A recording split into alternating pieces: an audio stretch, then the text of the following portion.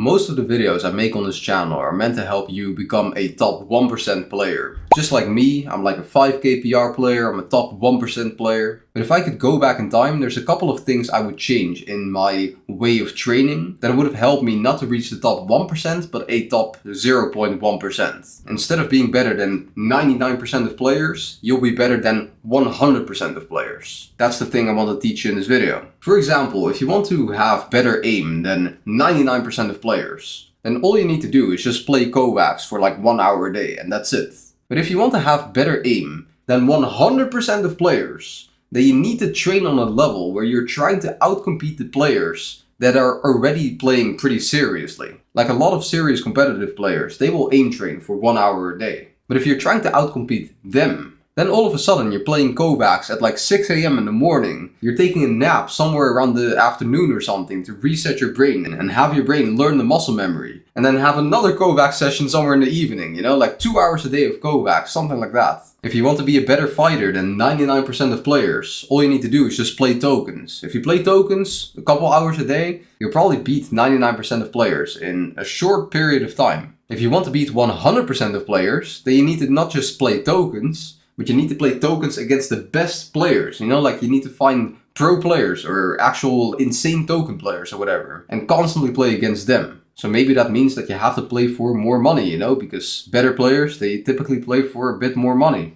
If you want to have more game sense than 99% of players, all you need to do is go in replays. Watch some of these Fragger Mike videos, you know? Maybe come to the Vaderhu sessions with me, Chris, Ova. And there's actually an interesting thing, because we asked Chris, the 40k PR player, what his training schedule kind of looks like. And he said at the start of the season, he was Vaderhuing 4 hours a day. Well, there is your game sense, bro. That will definitely get you game sense that is better than 100% of players, you know? If you're that committed to the game. I think too many people have the mindset of, you know, like I'm trying to, you know, do the minimum effort to become a pro player. That is not really gonna help you much. Like, you're probably not even gonna reach a top 1% level if you have that mentality of, you know, like, can I go pro in 3 hours a day? No, you should have the mentality of, okay, most competitive players, they might train for like 6 hours a day.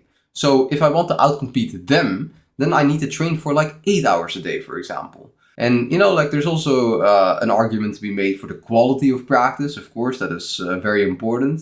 But the quantity, you know, the amount of hours you put in the game is also very important.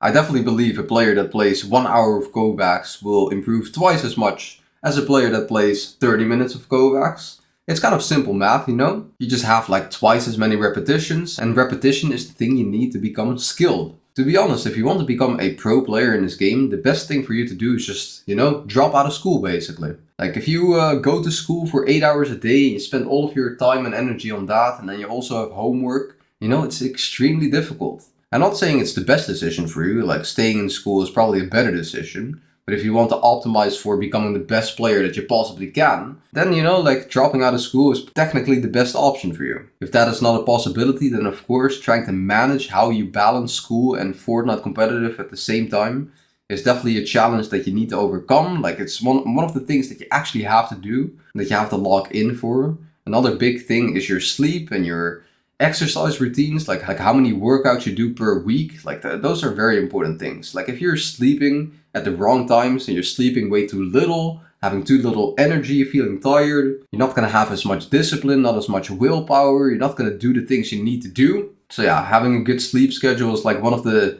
basic things that you already need to become a top 1% player. If you're trying to become a top 0.1% player, then, you know, that's actually a bare minimum of what you need to do. And of course, there's gonna be exceptions of players that, you know, like eat trash food or whatever, they don't work out and then they're still a pro player. But it's not that because they have a bad sleep schedule that they are a pro player. It's rather that they are a pro player despite having a bad sleep schedule. And so having a sleep schedule for them would actually benefit them and maybe even make them a crazier player. I think most people will admit that they do not give their goals 100% of their effort and their dedication 100% of the time. Like everyone is slacking a little bit. It's just a matter of minimizing how much you're slacking. Like some players, you know, they have a bad sleep schedule, they don't work out, They jerk off 3 times a day. They watch YouTube videos for 4 hours a day. They watch TikTok videos for 2 hours a day. They don't aim train because they think, oh, aim training doesn't work for me. They don't play scrims because it's boring. They only play 1v1s against their friends in creative, which doesn't really benefit them. They keep switching from teammate to teammate, never sticking with a duo. Like, to be honest, like most people do all of the wrong things. But if you have some dedication and you have some of these basics, you know, like not watching TikTok and, you know, frying your dopamine system and everything. If you have some of these basics down, then you should be able to reach the top 1% of players. And if you're watching these videos and you're already qualified for Division 1, then, you know, like to become a top 0.1% player and become an actual pro player and make earnings from this game. Like some players are earning consistently every single week in the divisional cups, in solo cash cups, whatever. It's very possible to still earn like 100 grand in the next, you know, year or something. Which for most people is actually a pretty good accomplishment, you know? But then it really is time to lock in. Like if you want to achieve this, then you need to be honest with yourself. Like you can't just, you know, like train to become a top 1% player and then expect to become a top 0.1% player. It's just two completely different things. I'm a top 1% player and, you know, I'm actually pretty comfortable at where I am right now. I do want to improve. I definitely want to hit 10k PR. I'm not so sure if I feel motivated to become a top 0.1% player, if I actually want to become a pro player. I definitely think there are other things in life that are more important than Fortnite, such as your health and all of these other things. I'm just rambling on and the lighting is kind of fucked. I don't know if I should just like end this video. I think it's definitely a question of motivations. Like, why are you trying to become a top 0.1% player? Like, what is behind it? Are you just trying to make money? Because there are actually much better and easier ways to make money than playing Fortnite. Fortnite is actually one of the hardest ways to make money in the world, I think. It's like becoming an athlete, like in any other sport. It's so difficult because it's so competitive. Like, you have to outcompete all these players and be better than them. And then be so skilled that you can win from tournaments, you know, like that is actually a pretty difficult thing to achieve. Whereas if you just work at McDonald's, like you'll probably earn more than most competitive players have ever made. Which is kind of a crazy statement, but it's true. Like if you're just motivated by money, I don't think Fortnite is the right path for you. I think most men are highly competitive and that's why they like competitive gaming and they like competitive sports. You want to achieve status, you want to do something that a lot of other people can't do. That gives you, yeah, a bit of status, you know, like it makes you feel special or something. You're like, yeah, I'm him, you know, like I'm so crazy at the game. All of these other players, they can't hang with me. I'm so much better than everybody else. You want to feel superior. That's maybe a form of motivation. Maybe you just love improving. Maybe you just love this game. This game is actually a pretty good game. I love this game 100%. If you don't love this game, you know, like you shouldn't even be playing Fortnite competitive. Because, like, imagine playing for like 10 hours a day, hating this game. Then you're just gonna hate your life. Like, why would you want to become a pro player? A pro player plays Fortnite competitive for 100% of his day, basically. Like, all he does is play Fortnite. And if you hate doing that, then you hate your life. You definitely don't want to hate your life, right? Like, so you have to have like an honest conversation with yourself. Like, you know, what do you want to achieve in this game and why? If you haven't asked those two questions and you're not honest about them, then it's gonna be pretty difficult for you to be motivated and stay motivated because you just don't know what you want to achieve and you also don't know why you want to achieve it.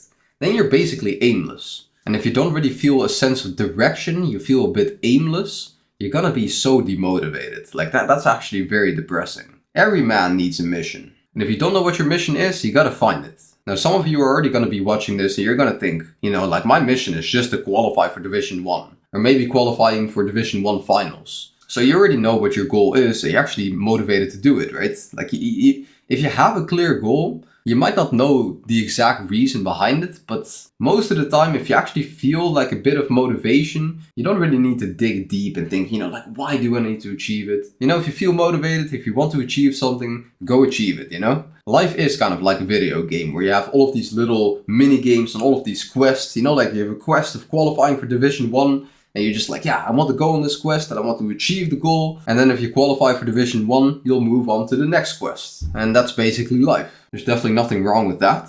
I guess I've just been yapping in this video. I don't really know what problem I'm trying to solve or what I'm trying to teach you guys. But for most of the videos I make beforehand, I think about, okay, you know, what do I need to solve? What problem do I need to fix for these players? And sometimes it's their sleep schedule or, you know, not exercising or maybe some in-game problems. maybe some mentality problems, you know, like caring too much about the game, caring too little about the game. But today I woke up at 5 a.m. and I was like, yeah, what am I gonna do? I'm gonna make a YouTube video. Maybe I can get into the habit of waking up earlier and actually making some quality videos for you guys again. So let's just hope that works out. I think tomorrow I'll post a video where I show a bit of the session with Ova Halo, the pro player. We did a 2-hour session, an amazing session, and yeah, there's a lot to learn in that. I don't really have much more to say except, wow, my screen is actually so bright.